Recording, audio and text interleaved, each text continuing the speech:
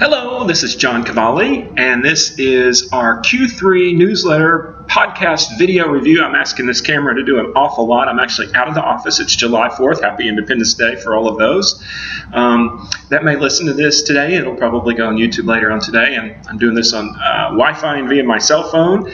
But I wanted to go over the newsletter, so let's jump right to the newsletter, and I will show you a really, and this is the blog post will be embedded, this newsletter will be embedded in the blog post, but I'm going to go just primarily over the newsletter in this, unusually in this video blog. So I started out searching for some history on housing prices over the last 4 decades, and was digging deeply through the FRED system, which is the St. Louis Fed system, and what the goal was is our home for many of us is one of the largest assets we have. Some folks may have 2 or 3 homes, and some folks may not have any homes at all, and that is not as relevant as what my research was. The research was to just find out what affects housing prices.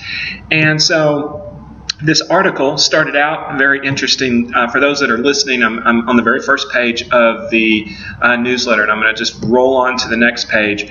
So these graphs, I found some very interesting graphs. So those that are just listening, I've got a graph that goes back for about 25, 30 years, and it shows housing prices with inflation, and they just almost hug they're almost exactly the same. And so what can we garner from that? Well, we can garner that inflation for a period of time, and I mentioned it in the rhetoric here, there are other I found other research that went back even farther, and generally the home prices, as this graph is showing, mirrored inflation.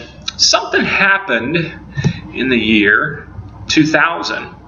And for those that are listening, this is very interesting. I just kept digging and digging and digging. For those that are listening, this is a key graph. In 2000, all of a sudden, we go back to, this is basically the same graph, but just blown up. And all of a sudden, around 2000, home prices just start skyrocketing much faster than inflation. And then we have the Great Recession of 2007, 8, and 9. And they crash back, and I call this crash. Crash is to delete that in your mind. They come back and kiss this trend line, we'll call it, which is inflation, and then with the movement, increase in asset values, back off to the races they go. Why did this happen? So I start digging and digging and digging. Well, what about interest rates? Clearly, interest rates would affect the values of our homes. And if that were the case, if that were the only driving case, and you closed your eyes, and this is what I put in the rhetoric here, then you would think, well, in 1990, when interest rates came down from 10 to 5, home prices would explode. No, they didn't. They maybe, and I mean, basically the whole article is inconclusive, but maybe when they moved from 5 to 2, that was the gas that moved them. But it's really inconclusive here. The next thing I hypothesize is, well, what happens if, in fact, population, we have this, baby boomers are well known to be this huge mass. They've affected all sorts of economics. Population growth really hasn't changed that much. So population growth, in theory, if you had a big population growth, then that would possibly add to demands. What about lending standards? There's a lot of talk about basically lending standards, and this is fantastic. So in 2000, during the Great Recession, those that are listening, I'm looking at a delinquency rate on single-family residential mortgages. So the delinquency rate peaked at around 2010 at almost 12%. Guess what? It's not even back to where it was in the 2000s. So delinquency, what we could possibly infer is that it wasn't this increase in prices was not driven by just only loose lending standards because the delinquency rate is still high. Now I'm going down to another graph. What about home ownership rate? I found this chart and I was like, well, okay, maybe we have more. I know there's been talks about the millennials. Well, the graph, again, for those that are listening, is the home ownership rate started moving about 1995 and peaked. Now this isn't a huge number. It went from 62, 63 to almost 70, and then it's lower now than it was in the 1995. So that doesn't point to an increase in itself, an increase in basically prices. Okay, so out of all these graphs, what's the conclusion?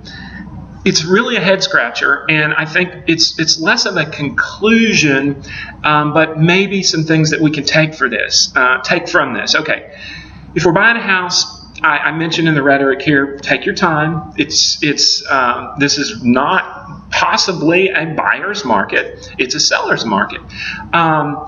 If you're about to buy a house, more down, and this is always safe. Anyway, more down is better than less down. You don't get sloppy.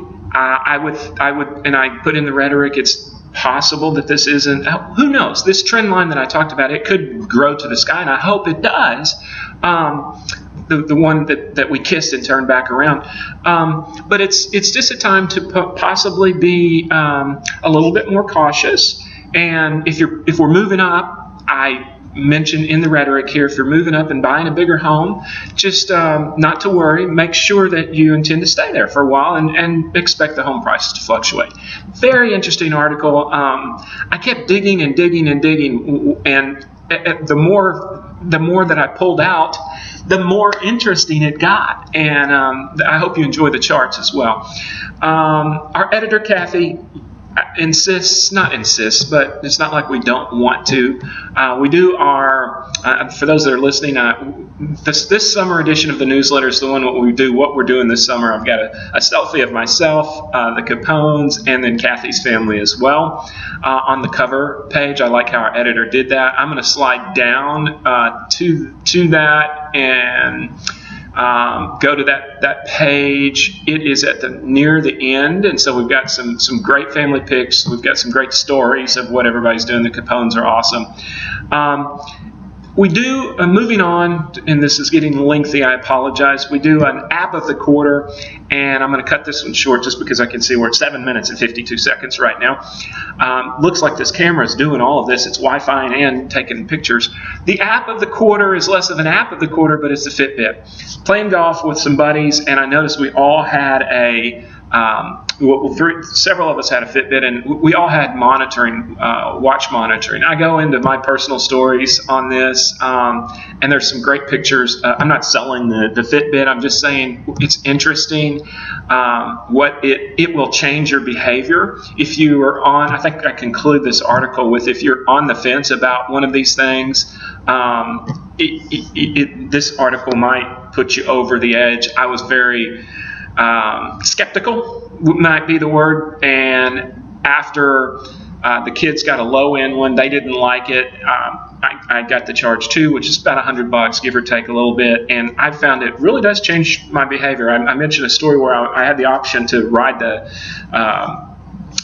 tram at an airport, and I had the extra time, and I was like, hey, it was a travel day, and I actually walked through the airport to get my steps. So, and I like it. I come from a family of high blood pressure, and I like it. It doesn't check your blood pressure. I'm sure that somebody's trying to figure out to do that, but it monitors your heart.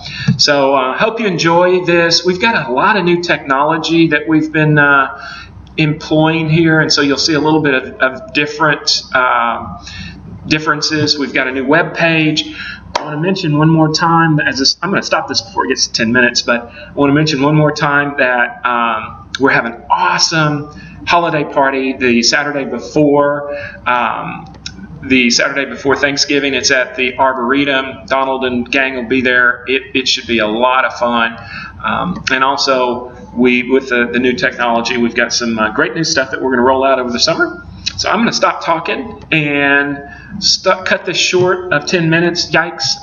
The podcast, I'd like to talk a little bit about the podcast, and I think it gives me granularity as well as you, I hope. So we just went over 10 minutes. Hope you enjoyed this. Have a wonderful 4th of July if anybody happens to listen to this, because I'll probably post it to the YouTube site today. And thank you for your time. Bye-bye.